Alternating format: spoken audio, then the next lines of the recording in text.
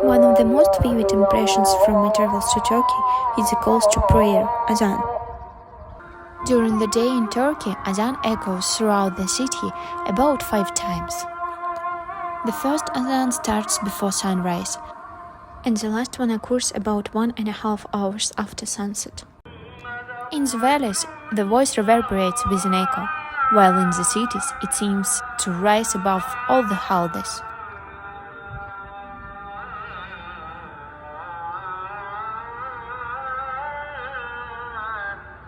During rainy weather, the azan is accompanied by the sounds of nature.